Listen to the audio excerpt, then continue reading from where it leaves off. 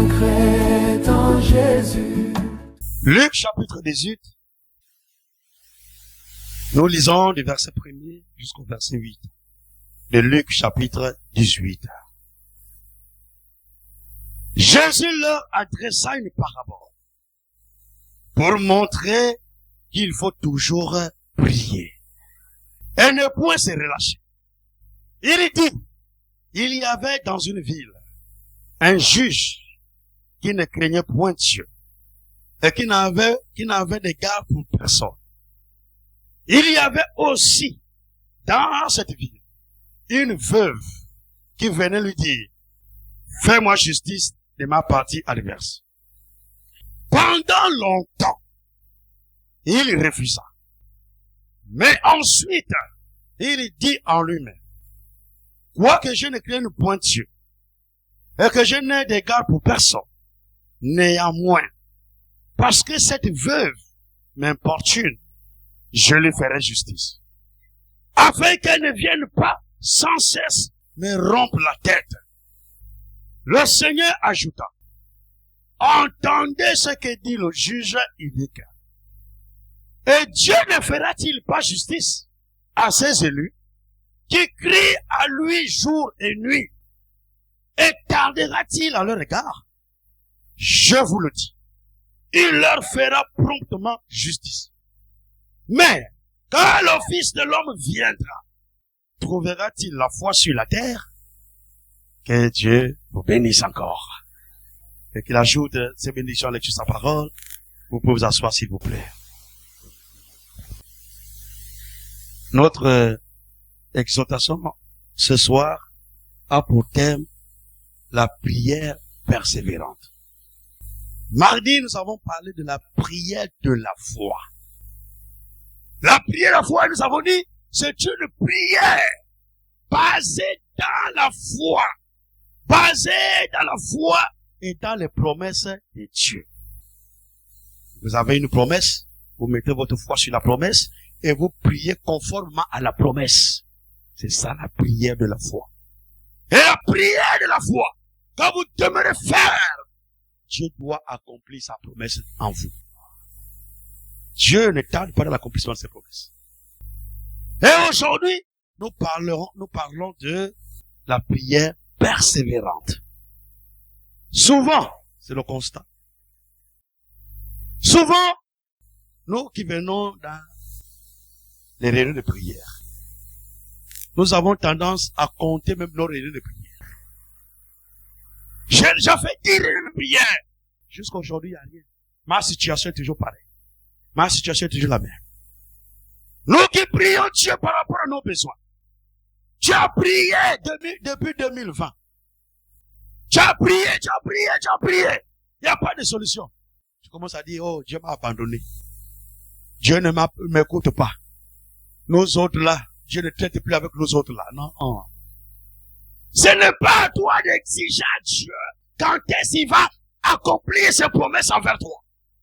C'est pas à toi d'exiger à Dieu quand est-ce qu'il doit te bénir, quand est-ce qu'il doit te guérir, quand est-ce qu'il doit te délivrer. Lui-même, il sait à quel moment il va rentrer en scène pour faire cela.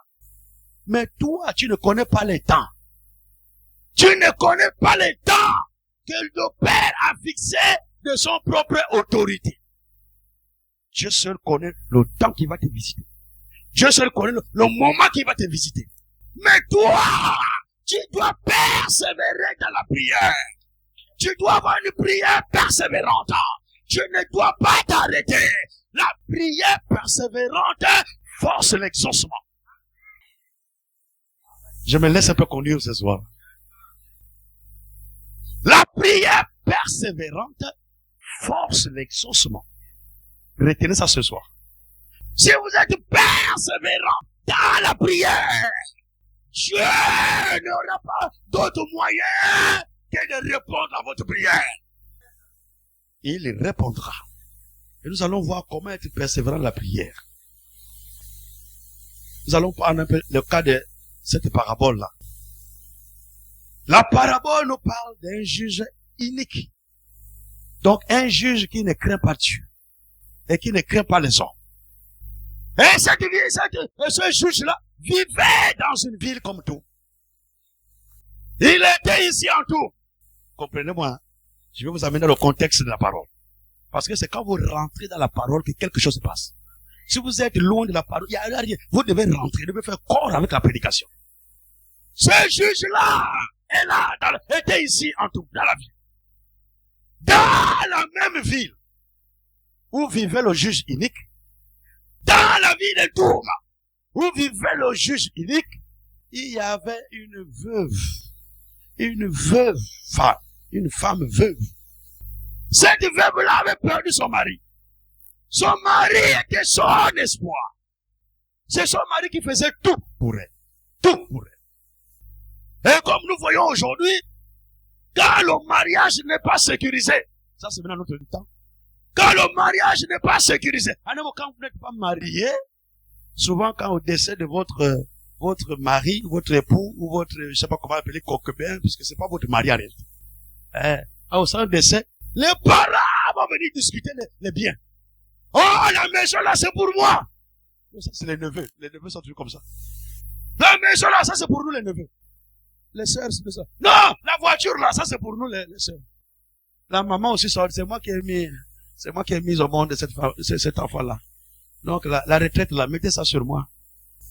Ouais, le papier de la retraite là, c'est moi. Il faut mettre mon nom devant. Il faut le PV de la famille. Il faut le procès verbal de la réunion de famille. Et là-dedans, vous me mettez comme l'héritier principal. Comme l'homme n'était pas marié, mais la femme a du mal à bénéficier de l'héritage de cet homme-là. Voici pourquoi Dieu est très sage. Dieu exige le mariage, même avant que vous ne soyez déjà ensemble. Normalement, la volonté parfaite de Dieu, c'est que la femme et l'homme doivent aller en mariage sans avoir connu l'un une femme, l'autre un autre homme. Vous êtes tous, vous ne connaissez pas les hommes, vous ne connaissez pas les femmes. Vous allez en mariage comme ça, vous vous mariez. C'est ça la volonté. Maintenant, quand vous avez fini de vous marier, le mariage là, c'est pas seulement dans la mairie. Le mariage, commencez par la dot. La Bible parle de la dot, hein? Vous le savez, non? Jacob, quand il était là-bas, quand il a voulu épouser Rachel, oh là, son beau-père l'a imposé la dot. Il dit, il faut une forte dot. Et la dot, c'est pas toi qui choisis ce qu'on doit te donner comme liste, non. La Bible est claire, hein. Vous savez, ce qui est bien, c'est que la Bible clarifie toutes choses. Même si moi, tu viens prendre ma fille, je suis dans la même église que toi. Bon, comme tu es mon frère, donc, la dot là, je dois te donner seulement, amène-moi seulement, une pierre, des cailloux à la route, tu vas mettre seulement ça, c'est tout. Non. La dot est symbolique. C'est le symbole du rachat. Et Jésus nous a rachetés. Jésus a fait la même chose pour chacun de nous. Quand on parle du rachat, il s'agit d'aller te racheter, payer un prix pour te racheter. Pour que tu sois la propriété de Jésus. Jésus a dû payer un prix pour nous racheter, pour que nous soyons sa propriété. Mais l'homme, c'est la même chose. L'homme doit payer un prix en forme de dot pour racheter sa femme. Pour que cette femme-là devienne maintenant pour lui. Cette femme-là devient maintenant sa propriété. Ça commence par là. Quand je me laisse conduire, c'est comme ça. Non, moi, je voulais pas là-bas. Dot d'abord. Après, la Bible dit, soyez soumis aux autorités. La Bible dit, soyez soumis aux autorités. Donc, allez-y aussi devant l'autorité municipale. Ne vous arrêtez pas à la dot. Allez devant l'autorité municipale et prenez ce qui est à César. César a dit, pour que le mariage soit reconnu dans mon pays, il faut l'acte de mariage. Il faut aller devant César. Il faut aller devant le maire. Il nous donne l'acte de mariage. Ensuite, le mariage est une institution divine.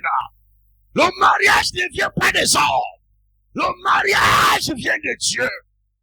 Donc après ces deux étapes-là, venez dans la maison de Dieu pour la bénédiction de votre mariage.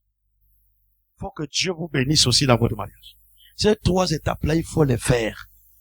Souvent, beaucoup trouvent les justificatifs. Et après, c'est des problèmes après. Il faut que Dieu bénisse aussi votre union. Il bénisse votre mariage. Donc, cette femme-là, veuve, elle avait perdu son mari. Alors, elle a dit, j'ai besoin qu'on me rende justice parce elle subissait une injustice. Et il faut qu'on me rende justice. Alors, elle allait voir le juge. Le juge, c'est la vie. Mais malheureusement pour elle, ce juge-là ne craignait pas Dieu. Alors, quand elle va voir le juge, elle dit au juge, fais-moi justice. Je lis ça rapidement. Retenez ça. Ce que je veux lire là, retenez ça. C'est très important.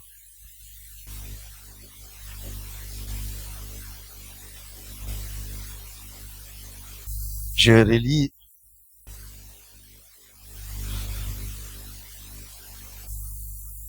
Je relis Luc 18 à partir de verset 2. Et il dit, il y avait dans une ville un juge qui ne craignait point Dieu et qui n'avait d'égard pour personne. Il y avait aussi dans cette ville une veuve qui venait lui dire. Retenez ce que la veuve venait dire au juge. La veuve venait dire au juge, fais-moi justice de ma partie adverse. Voici le sujet de prière de cette veuve-là. Et la veuve venait tous les jours voir le juge. Elle ne s'arrêtait pas, elle vient aujourd'hui. Le juge dit, je ne te reçois pas. Elle retourne à la maison. Le lendemain, elle revient. Pendant que le juge est là, on l'appelle, sa secrétaire de cabinet dit, oh juge, la dame d'hier là, elle est là. Ah, elle est venue quoi? Qu'est-ce qu'elle veut? La femme vient, elle arrive, elle dit au juge, fais-moi justice de ma partie adverse. Le juge dit, tu m'importunes là. Aujourd'hui, je ne te reçois pas. Le lendemain, elle revient encore. Quand le juge demande, qu'est-ce que tu veux? Fais-moi justice de ma partie adverse. Et la Bible dit, elle l'a fait pendant longtemps. Elle lui dit, pendant longtemps. Le verset 4. Pendant longtemps. Il refusa, donc le juge. Il refusa. Mais ensuite, il dit en lui-même, quoique je ne craigne point Dieu, et que je n'ai d'égard pour personne. Néanmoins, parce que cette veuve m'importune, je lui ferai justice, afin qu'elle ne vienne pas sans cesse me rompre la tête. Ah. Cette femme-là priait sans cesse. Cette femme-là venait voir le juge tous les jours. Et observait sa prière. Elle n'a pas changé de sujet. Là, c'est de retenir la partie là. Elle n'a pas changé de sujet de prière. Chaque fois qu'elle venait auprès du juge, son sujet, fais-moi justice. Fais-moi justice. Chaque jour, fais-moi justice. Chaque jour, fais-moi justice. Fais-moi justice. Ce qui fait que même quand le juge dort lui, chez lui à la maison, la parole là résonne en lui. Fais-moi justice. Fais-moi justice. Fais-moi justice. Et moi, le juge dit non, il faut que je fasse quelque chose. Quand vous priez pour un sujet, restez constant sur le même sujet. Arrêtez d'aller dans tous les sens.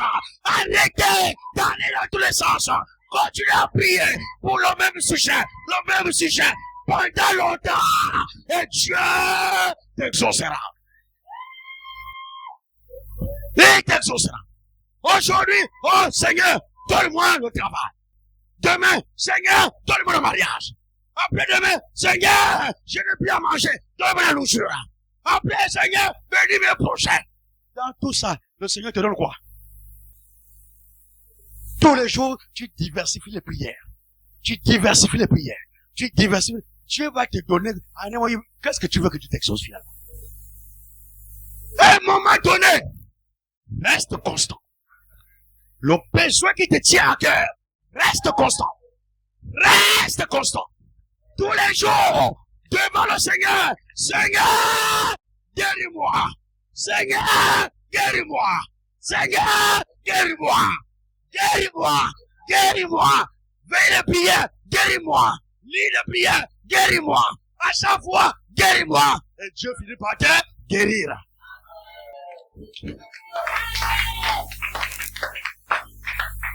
vraiment retenir cela. Quand Dieu m'a permis de comprendre ça, j'ai compris qu'on fait beaucoup d'erreurs. On fait beaucoup d'erreurs. Nous voulons que Dieu nous exauce, mais en réalité, nous manifestons la convoitise. Nous avons trop de convoitise. Dieu t'a donné, il t'a donné le travail. Il t'a donné les enfants. Il t'a donné le mariage. Il t'a donné même l'avion, tu demandes. Donne-moi l'avion. Donne-moi les études. Donne-moi l'intelligence. Donne-moi. Convoitise. Et finalement, Dieu va te donner quoi? Mais rien de tout. Dieu ne te donnera rien. Cette veuve-là est restée constante. Dans sa prière. Chaque jour, fais-moi justice. Fais-moi justice, mon parti adverse. Fais-moi justice. Le juge unique au début, il résiste. Mais fais-moi justice. Chaque jour, fais-moi justice. Ça finit par raisonner. Et à un moment donné, tu n'arrives plus à dormir. Quand tu dors maintenant, fais-moi justice. Tu rêves même la voix qui te dit, fais-moi justice. Et à un moment donné, le juge a dit, non, trop c'est trop. Cette femme m'importune. Et la Bible dit, le juge dit, elle me casse la tête chaque fois. Ça va bien te casser la tête. La tête là souffrait maintenant avec la même parole tous les jours. Et le juge a dit, je te fais justice. Aujourd'hui, je te fais justice. Aujourd'hui, je t'accorde le désir de ton cœur. Aujourd'hui, je t'exauce selon ce que tu m'as demandé depuis longtemps. Aujourd'hui, la situation va changer. Ton état va changer. Aujourd'hui, tu vas expérimenter ce que tu as prié depuis 1980. Jésus veut exaucer nos prières. Mais ne mettons pas la convoitise devant. Mettons la foi devant. Quand vous avez la foi, Dieu va exaucer. La prière persévérante force l'exaucement. J'ai beaucoup médité sur ça. C'est un petit passage, mais trop profond. La prière persévérante force. Je maintiens mes paroles. Force l'exaucement. Donc même si ça traîne au début, ça va forcer l'exaucement. Dieu va t'exaucer. Dieu est dans l'obligation d'exaucer. Parce que tu es resté constant. Et dans ta constance, Dieu forcément fera quelque chose.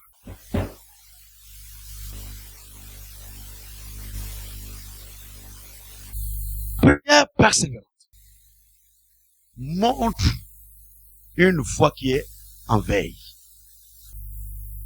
Une prière persévérante témoigne de la foi qui est en éveil en vous. Une foi vivante. Une foi qui vit. Voici pourquoi vous continuez à prier. Vous ne vous découragez pas.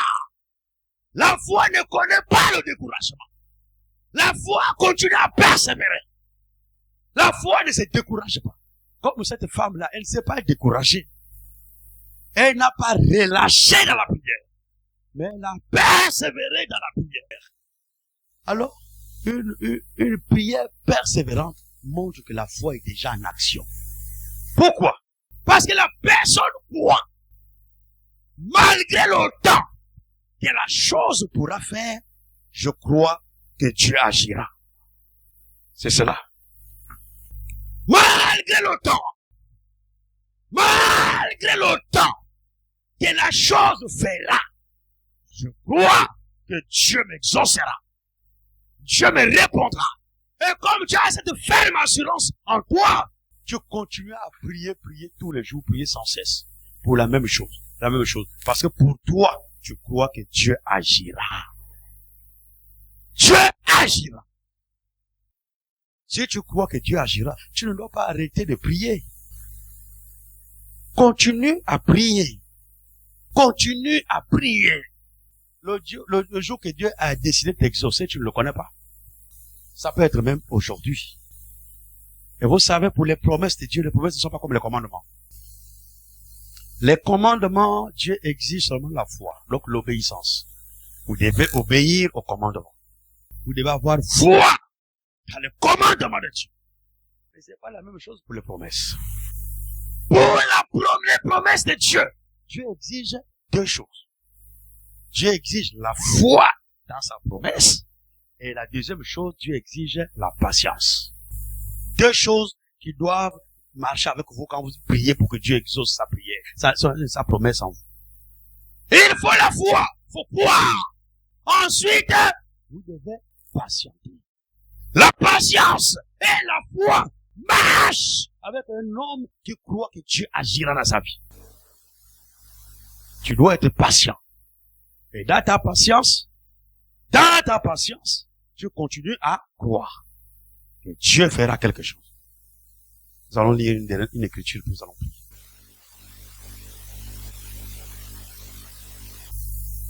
Romains 12.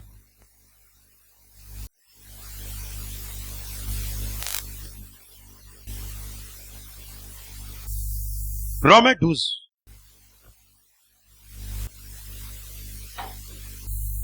À partir du verset 11. Romains 12 à partir du verset 11. Ayez du zèle et non de la paresse. Soyez fervents d'esprit. Servez le Seigneur. Le verset 12. Réjouissez-vous en espérance. Soyez patients dans l'affliction. Persévérez dans la prière. Soyez patients dans l'affliction, dans l'épreuve, dans la situation dans laquelle tu es, dans le problème dans lequel tu es. Sois patient. Et la deuxième chose, persévérer dans la prière. Donc, pendant que tu es patient, tu attends l'accomplissement de la promesse dans ta vie. Tu dois continuer à persévérer dans la prière. Persévérer dans la prière. Persévérer dans la prière. Et soyez patients. Si vous êtes patient et vous continuez à persévérer dans la prière, Dieu vous exaucera. Et Dieu veut exaucer quelqu'un ce soir. Nous avons prié pour des sujets pendant longtemps. Mais aujourd'hui, prends un seul sujet maintenant. Ne prends pas plusieurs sujets. Un seul qui te tient à cœur. Et c'est sur ça que tu vas prier aujourd'hui. Et quand tu vas rentrer à la maison, continue à prier sur ça. Pendant tout le mois là, nous sommes en quel mois? Mars. Pendant tout le mois de mars, prie seulement sur le sujet. Pas sur autre chose. Le même sujet que tu vas prendre aujourd'hui. Continue à prier sur ça pendant un mois. Si tu es conduit même à gêner, ça c'est maintenant ta relation personnelle avec Dieu. Tu es conduit à gêner sur le sujet en question. Jeûne et prie seulement sur ça. Ton jeûne là, c'est seulement le même sujet là. Pas deux sujets, pas trois sujets. Le même sujet. Tu vas gêner 2 jours, 3 jours, 1 jour. C'est à toi de voir. Mais pendant tout ce mois-là, prie sur le sujet qui te tient à cœur. Si tu veux, tu peux te réveiller au milieu de la nuit pour prier. Prie toujours sur le même sujet. Si tu veux veiller toute la nuit, prie toujours sur le même sujet. Ne change pas de sujet. Pendant un mois, je crois qu'au sortir de là, Dieu fera quelque chose. Que Dieu vous bénisse pour ce soir. Nous allons nous tenir debout.